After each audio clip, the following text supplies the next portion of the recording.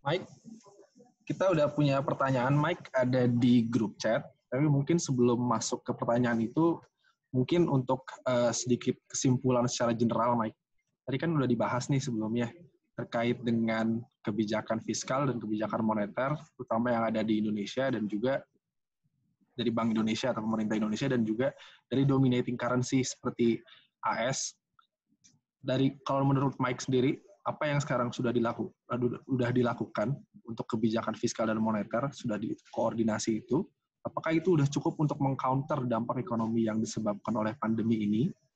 Apakah itu sudah cukup untuk mengcounter, dan gimana ekspektasi Mike akan dari pasar modal domestik sendiri, dan terutama juga untuk currency rupiah ya, karena untuk quantitative easing ini banyak yang mempertanyakan kan, BI mencetak uang sebanyak itu atau segimana. Itu dari Mike sendiri gimana pandangannya nih, Mike? Ya, kalau saya lihat dari Amerika dulu ya, dari global, ini belum cukup. Jadi The Fed cetak uang ini belum cukup. 2,3 triliun. Ini yang warna orange ini adalah balance sheet-nya The Fed nih. Grafik orange ini adalah balance sheet-nya The Fed. Itu dia cetak uang 2,3 triliun. Dan total money supply-nya dia akibat money creation ya, itu naik 2,3 triliun juga. Artinya tidak ada money creation sama sekali. Jadi yang mendorong money supply di Amerika itu hanya The Fed. Bank umumnya belum. Kan tadi kan money supply itu bisa di-create tidak hanya lewat The Fed, tapi juga bisa di-create oleh deposito di bank komersial. Nah, ini dicatat dalam M2. Di dalam perekonomian Amerika dicatat sebagai M2. Nah, money creation di M2-nya ini belum ada. Yang mendorong permintaan, ini kan permintaan drop sekali nih. Permintaan karena krisis kan drop sekali nih permintaannya. Yang mendorong permintaan dari grafik merah ke hijau ini hanya The Fed sekarang. Dan pemerintah Amerika. Ya lewat pemerintah Amerika, stimulus 2,3 triliun kan lewat defisit fiskal. Tapi agregat demand-nya belum balik ke grafik warna biru. Kenapa menurut saya belum balik? Kita lihat data-data pertumbuhan ekonomi Amerika kan belum bottoming. Kelihatan belum ada inflection point. Jadi 2,3 triliun yang The Fed cetak ini belum belum digelembungkan lagi oleh bank umum. Kenapa bank umum belum menggelembungkan lagi kredit, ya, belum mau memberikan loan ke masyarakat? Bank umum belum mau memberikan loan ke masyarakat karena bank umum juga khawatir kalau saya pinjamkan uang, ya, kalau saya pinjamkan uang ke masyarakat atau ke bisnis, bisa nggak dia balikin uang? Ngerinya jadi NPL lagi. Jadi ada bottleneck problem nih sekarang. The Fed mencetak uang, tapi bank umum tidak mau memberikan lending uang.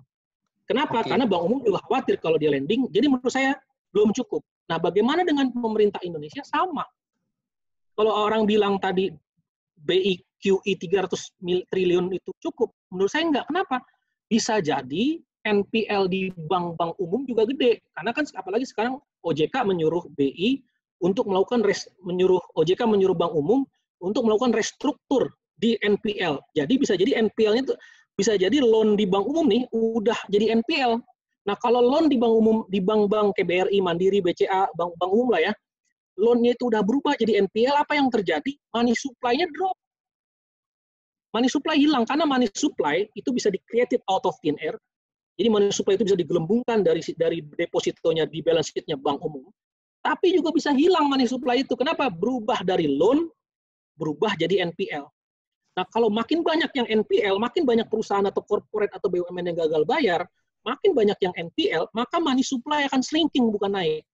Jadi walaupun BI nyetak rupiah nih, yang orange nih, BI nyetak rupiah orange nih, tapi yang biru ini turun. Ini yang biru berubah jadi non-performing loan. Nah, kalau money supply broad money turun, karena terjadi NPL, maka yang terjadi adalah deflationary pressures, bukan inflationary pressures. Itu kalau tidak ada social distancing. Kalau ada social distancing, tidak hanya agregat demand yang drop, agregat supply-nya juga geser ke kiri. Akibatnya demand drop diikuti dengan kenaikan harga. Harga apa? Bahan pangan. Oke, ya, Mike. mungkin itu ini belum cukup menurut saya. Mungkin waktu kita lumayan terbatas nih, Mike. Mungkin kita langsung ke pertanyaan aja kali ya, Mike ya. Mungkin bisa Ya, dibuka boleh, di Zoom grup chat-nya. Tadi ada dari Bapak Moses, Mike. Yes. Terkait dengan bagaimana dengan rencana China mengaktifkan e-yuan. Dan bagaimana dengan efek currency secara global. Dan apakah ke depannya semua negara mitra dagang China akan menggunakan e-yuan instead of USD dalam berdagang? Yuan itu sudah diinternasionalisasikan sejak tahun 2016 ketika China, ya, Enggak, yuan. Yuan. Saya ngomong yuan. Ini saya ngomong yuan, bukan. Ya, betul. Nanti saya jelaskan. Yuan itu sudah diinternasionalisasikan, bisa diperdagangkan maksudnya bisa jadi alat tukar internasional. Ketika yuan sudah masuk special drawing right tahun 2016. Sudah bisa masuk special drawing right tahun 2016. Makanya karena yuan bisa masuk special drawing right tahun 2016, ada yang namanya Shanghai Commodity Mercantile Exchange, di mana Rusia bisa mensuplai minyak dengan yuan sebagai alat pembayarannya. Tadinya nggak pernah ada sejak Perang Dunia Kedua. Sejak Perang Dunia Kedua yang adalah petrodollar monetary system, di mana Saudi Arabia hanya mau menjual minyaknya dengan dolar. Itu yang menjelaskan kenapa dolar jadi mata uang dunia setelah Bretton Woods tahun 1970. Setelah 1970 ada petrodollar monetary system, di mana Arab Saudi memberikan hak eksklusif khusus kepada Amerika, hanya dolar lah yang bisa digunakan sebagai impor minyak Saudi Arabia. Itu yang menjelaskan kenapa dolar jadi mata uang dunia. Nah, semenjak 2016, yuan sudah masuk. Nah, dengan adanya e-yuan, dengan sekarang adanya e-yuan, alat elektronik yuan, ya, itu akan menginternasionalisasi yuan nggak? Akan menginternasionalisasi yuan. Tapi apakah dolar akan dibuang? Enggak. Kenapa? Karena China pun membutuhkan dolar. Kenapa saya bilang China membutuhkan dolar? Jadi walaupun e-yuan, walaupun transaksi dalam yuan itu banyak, tapi dolar tetap dibutuhkan di seluruh dunia. Kenapa? Karena China sekalipun punya utang dolar 1,5 triliun. Jadi ya, bayangkan kalau karena COVID ini, misal ini kita berandai-andai aja. Karena COVID ini katakanlah 30% utang corporate China yang dalam dolar US dollar ini 30% aja ya, hilang. Siapa yang akan membailout? Yang membailout adalah PBOC yang membailout. Akibatnya cadangan devisa China akan turun di bawah 3 triliun. Ketika investor tahu cadangan devisa China turun di bawah 3 triliun, itu akan jadi sentimen negatif buat investor. Mereka malah akan dump yuan. Yuannya dijual, dolarnya diambil. Kenapa? Karena mereka tahu yuan itu mereka tahu China nggak punya dolar buat membailout perusahaan-perusahaan yang gagal. Jadi kecuali China tidak punya utang dolar. China punya utang dolar, bukan pemerintah China yang punya utang dolar. Tapi corporate China yang punya utang dolar. Karena corporate China punya utang dolar, maka dia perlu ada pemasukan dari dolar. Apa pemasukan dari dolar? 2, foreign direct investment. Yang kedua apa? Ekspor. Ekspornya dipukul Amerika, foreign direct investment juga dipukul Amerika. Sekarang Trump nyuruh seluruh negara di dunia untuk keluar dari China. Jadi sekarang kalau dengan adanya e-yuan tadi ya, apakah yuan akan terinternasionalisasi? Mungkin, tapi dalam jangka panjang sekali. Baru nanti orang akan menggunakan yuan setelah terbiasa, terutama untuk impor minyak. Ya, sekarang karena Rusia yang mulai, makanya hubungan antara Rusia dan China itu sangat-sangat kuat sekali. Karena yang mensuplai minyak dengan memberikan minyaknya ke China itu hanya Rusia dalam yuan. Saudi Arabia belum, makanya market share-nya Saudi Arabia itu tergerus terus di China. Karena Rusia mau menerima yuan sebagai alat pembayaran. Tapi apakah yuan itu akan mengalahkan US dollar dalam jangka panjang? Mungkin. Kalau makin banyak komoditas, kuncinya komoditas. Kalau makin banyak komoditas yang di-anchor pakai yuan. Tapi apakah dalam jangka pendek yuan akan menang dalam dolar? Enggak. Hampir pasti enggak. Kenapa? Enggak cuma China yang punya utang dolar 1,2 triliun. Siapa? Nih, seluruh dunia. Ini data dari S&P. Dari BIS, Bank International for Settlement.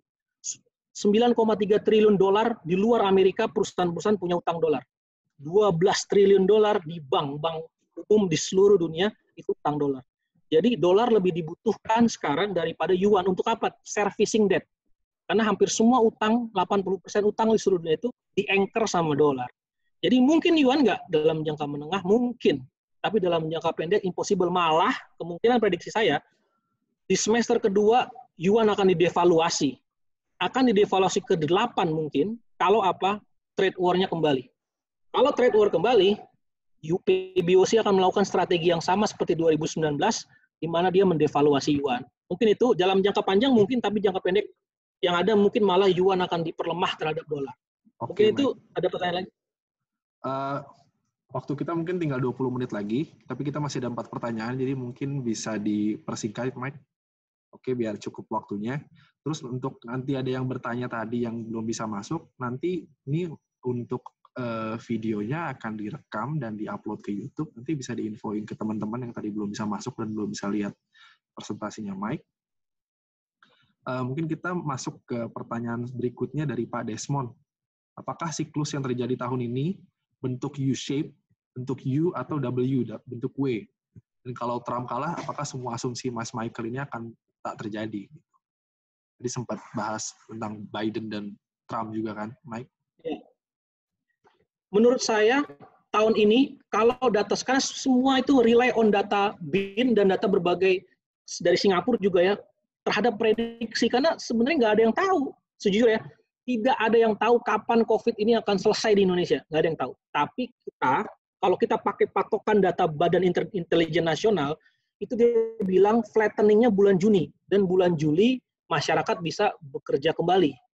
Kalau simulasi BIN atau proyeksi BIN dan Singapura yang benar, maka ada kemungkinan kuartal ketiga ekonomi kita akan positif, dan kuartal keempat akan positif. Makanya polanya adalah pola U-shape. Jadi ekonomi kita akan seperti ini nih, U-shape. Jadi di kuartal pertama turun, drop, di kuartal kedua akan kontraksi, kuartal 3 positif, kuartal keempatnya positif. Nah, itu yang pertanyaan pertama. Dan yang kedua, bagaimana dengan jangka menengahnya? Apakah pertumbuhan ekonomi kita akan balik benar-benar ke 5%? Karena IMF ini menurut saya nih IMF agak sedikit optimis dengan Indonesia, karena dibilang langsung 8% ekonomi kita nih. Kuartal 2021 IMF bilang langsung pertumbuhan ekonomi kita balik ke 8%. Menurut saya tergantung, depends on harga pangan. Karena harga pangan dunia kecenderungannya akan naik nanti di semester kedua. Bahkan harga pangan udah cenderung lebih tinggi daripada harga non-pangan komoditasnya. Dan di Indonesia pun sama, harga pangan itu udah lebih tinggi daripada total inflasi. Kalau harga pangan nanti naik di semester kedua karena petani-petani nggak punya modal buat bertani, maka yang terjadi adalah pertumbuhan ekonomi jangka menengah kita akan ketekan karena 36% konsumsi masyarakat akan naik mungkin sekitar 40% untuk konsumsi makanan aja, sehingga sektor lain nggak kebagian permintaan karena harga bahan pangan naik. Jadi menurut saya U-shape dalam jangka pendek mungkin, tapi bisa jadi L-shape dalam jangka menengah. Artinya pertumbuhan ekonomi kita balik ke 5% mungkin baru di tahun 2023. Kalau harga bahan pangan itu beneran naik. Karena apa yang terjadi sekarang, tidak hanya agregat demand yang kontraksi, agregat supply juga masalahnya kontraksi. Nah, apakah kalau misalkan Biden menang, akan merubah proyeksi saya? Enggak juga. Saya mungkin melihat, ini malah prediksi saya prediksi kalau Biden yang menang, tensi geopolitik itu akan geser. Dari Laut Cina Selatan, dia akan geser ke Atlantik. Dia akan geser ke Eropa. Kasus Crimea akan diungkit lagi oleh Amerika. Kasus Crimea akan diungkit. Ini pernyataan Biden. Russia is the biggest threat for international order. Jadi geser geopolitical tension-nya dari Pasifik ke Atlantik. Itu mungkin ya, jadi perubahannya mungkin nggak terlalu signifikan ya. Dan trade war mungkin akan tetap jalan tapi di WTO. Nggak langsung direct Trump ngomong di Twitter gitu, bilateral, tapi lewat trade agreement di WTO. Mungkin itu pertanyaan jawabannya, Mas Desmond. Mungkin itu tadi juga ada jawabannya, udah sekaligus menjawab pertanyaan Mbak Zevanya ya, yang terkait dengan GDP growth Indo 2021 bisa 8% dari 0,5%. Mungkin kita ke pertanyaannya Pak Syahrial, dengan kondisi fondasi ekonomi Indonesia saat ini, meningkatnya pengangguran, kemiskinan, dan banyaknya perusahaan yang tutup, apakah menjadikan Indonesia akan mengalami krisis yang lebih panjang, dan apa yang harus dilakukan? Kalau menurut saya tergantung lagi, balik lagi, tergantung kapan selesainya, balik kapan selesainya COVID ini. Kalau COVID-nya selesai, ya, kalau COVID-nya selesai di kuartal kedua, di kuartal ketiga kita akan tumbuh. Di kuartal ketiga kita akan tumbuh. Karena yang tertekan sekarang itu kelompok 40% pendapatan terbawah. Makanya pemerintah fokusnya dorong konsumsi yang 40% pendapatan terbawah dengan bantuan sosial. Dia dorong agregat demand. Nah, kalau daya beli yang 40% terbawah ini diselamatkan, dan yang 20% dari 40% yang teratas tuh, berarti 60% kelompok pendapatan masyarakat diselamatkan oleh kartu prakerja yang 600.000, daya beli bisa bertahan, pertumbuhan ekonomi kita bisa balik 1,2%. Nah, pertumbuhan ekonomi kita bisa balik lagi ke 2,3%. Nah, kata kuncinya sekarang, kalau saya percaya stimulus pemerintah ini 2-3 ke depan cukup, ya, untuk mendorong agregat demand cukup. Tapi pertanyaannya, apakah cukup mendorong agregat supply? Itu pertanyaannya. Kalau apakah ekonomi kita akan balik tumbuh gini, kan krisis itu apa sih indikator krisis? Kalau GDP kita kontraksi 2 triliunan berturut-turut, itu baru krisis. Great Depression itu apa sih? Kalau 2 tahun berturut-turut pertumbuhan ekonomi kita negatif. Tapi impossible menurut saya kalau pertumbuhan kita negatif 2 triliun berturut-turut. Karena ada bantuan sosial tadi. Defisit APBN kita bisa 5%. Tapi pertanyaannya, apakah akan balik pertumbuhan kita ke level natural yang 5%? Itu pertanyaannya. Balik lagi jawabannya, selama pemerintah bisa mengendalikan harga pangan, suplai pangan di dalam negeri cukup, maka apa yang terjadi? Inflasi pangan akan rendah, dan uang sisa masyarakat itu besar. Sisa uang masyarakat besar untuk menstimulus sektor lain. Karena sektor yang parah itu sektor jasa sekarang, pasti. Hotel pasti nilai sewanya turun setengah. Orang nggak ada yang mau jalan-jalan. Dan kalau selesai krisis juga belum tentu ada orang yang mau langsung jalan-jalan, karena kehilangan pekerjaan. Nah, untuk membalikan kembali, ekonomi kembali ke semula, balik lagi. Supply side ini harus digeser pemerintah lewat APBN. Lewat kebijakan-kebijakan yang produktif. Jadi, APBN itu tidak bisa sekarang hanya memang bisa untuk social spending, ya, karena kebutuhan short term policy. Tapi untuk medium term, nggak bisa APBN itu difokuskan ke social spending terus. Harus ke agregat demand-nya ditambah. Contoh, bagaimana cara dorong pertumbuhan ekonomi kita supaya kita nggak keluar dari krisis. Tambah jumlah lahan pertanian. 10 juta lahan pertanian baru. Karena per kapita lahan pertanian kita itu kalah dengan Vietnam. Petani kita itu 1/10 lahan pertanian dengan Amerika. 1/10. Jadi lahan pertanian di Amerika itu 10 kali lipat dari lahan pertanian. Yang kedua, R&D. Bagaimana kita meluncurkan bibit unggul buat beras. Yang ketiga, subsidi pupuk misalkan. Yang keempat, menjaga supaya pasokan harga pokok gabah itu nggak jatuh. Agar petani mau terus. Yang kelima, apa? Distribusi harga pangan. Sekarang antara harga barang jual, kayak ayam ya contohnya ya, harga jualnya itu di petani levelnya 7.000. Sedangkan sampai ke masyarakat itu 35.000. Nah, setengahnya ini siapa yang ngambil? Distributor. Itu harus diturunkan distribusinya. Ongkos distribusinya harus diturunkan. Kalau itu turun, kalau harga pangan turun, kalau suplai pangan memadai di dalam negeri, otomatis industri manufacturing-nya akan kerja. Kalau industri manufacturing-nya kerja, sektor jasanya akan hidup. Tapi kebalikan, kalau pangannya nggak cukup, ya kita jangan berharap jangka menengah pertumbuhan ekonomi kita akan balik ke 5%.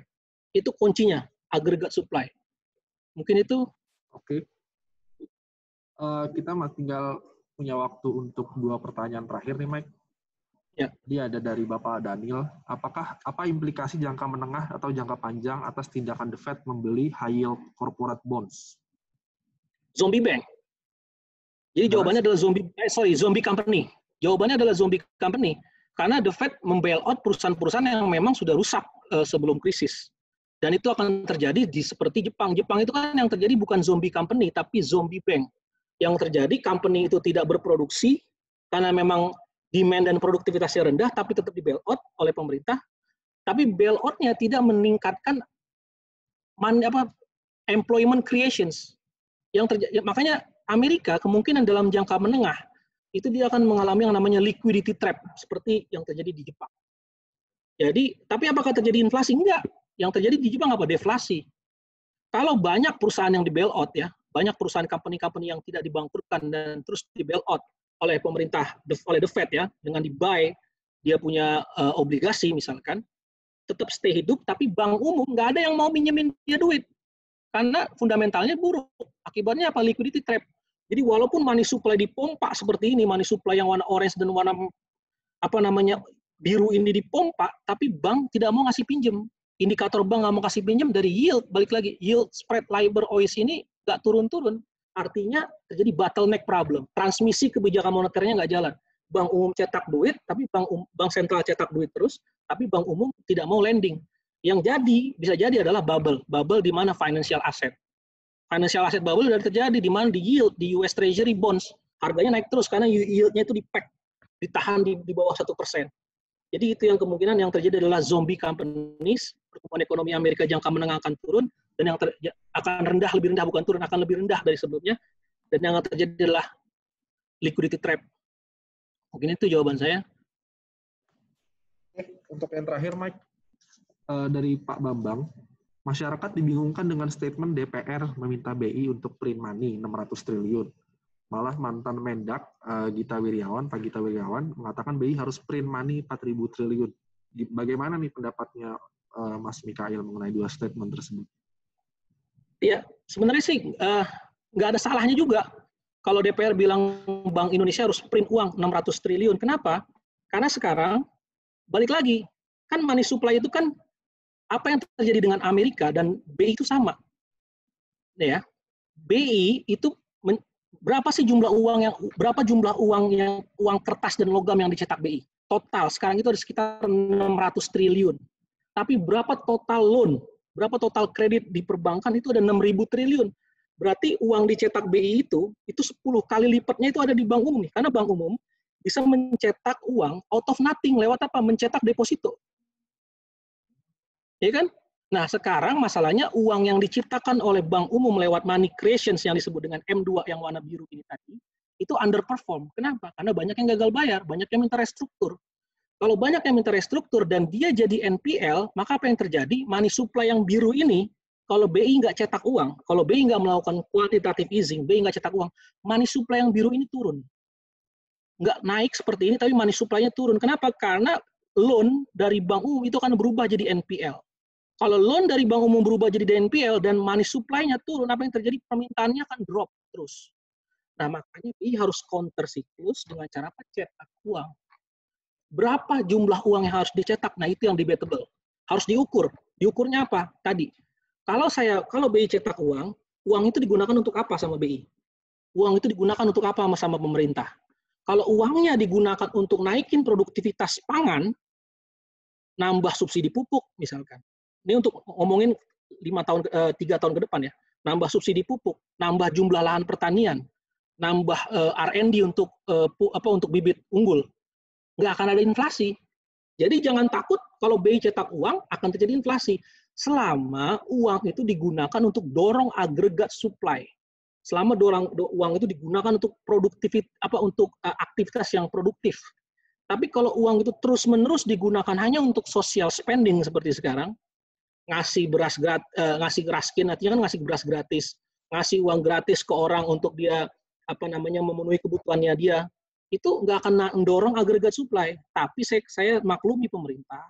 Kenapa? Karena pemerintah butuh untuk dorong agregat demand dalam jangka pendek. Daya beli masyarakat yang drop ini dipompa dengan pemerintah nyetak uang untuk jangka pendek. Tapi untuk jangka menengahnya harus agregat supply-nya didorong. Kalau pemerintah tidak dorong agregat supply-nya, yang terjadi apa? Inflasi bahan makanan itu akan naik di semester kedua atau tahun depan. Kalau inflasi bahan makanan naik karena produktivitas petaninya nggak naik, maka apa yang terjadi? Permintaan kita, inflasinya akan cenderung naik, permintaan akan turun. Jadi bagaimana cara membuang uangnya? Jadi kata kuncinya bukan berapa banyak uang yang dicetak, berapa banyak uang yang harus dicetak sekarang, tapi untuk apa uang itu dicetak. Kalau uang itu dicetak untuk naikin produktivitas, uang itu dicetak untuk dorong produksi pertanian, untuk dorong ekspor, saya rasa nggak ada masalah. 600 triliun, 1.000 triliun menurut saya nggak ada masalah. Karena menurut saya, kalau misalkan NPL katakan ya, NPL real di bank itu sekitar 10%, total loan di perbankan 6.000 triliun, berarti sebenarnya ada uang yang hilang dari peredaran sekitar 600 triliun. Ya, jadi uang yang hilang dari peredaran jadi NPL seperti ini, itu uang yang hilang, hancur, benar-benar hilang, gone, nggak ada kemana-mana, jadi NPL aja di bank, itu sekitar 600 triliun. Jadi kalau BI cetak 600 triliun, not necessarily it will come to inflation. Mungkin itu jawaban saya. Oke, jelas banget, Mike.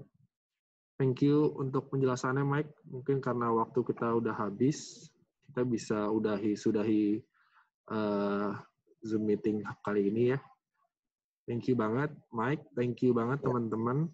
Terima kasih semua. Thank you banget yang udah hadir, teman-teman investor, analis, fund manager, dan lainnya. Dan thank you juga untuk yang udah bertanya.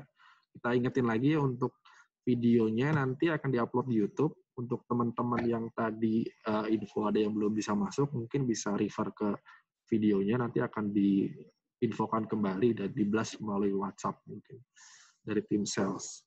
Gitu, oke. Mungkin kita sudahi. Mike, ada kata-kata terakhir? Oke, terima kasih semuanya. Keep healthy. Thank you. Oke, thank you.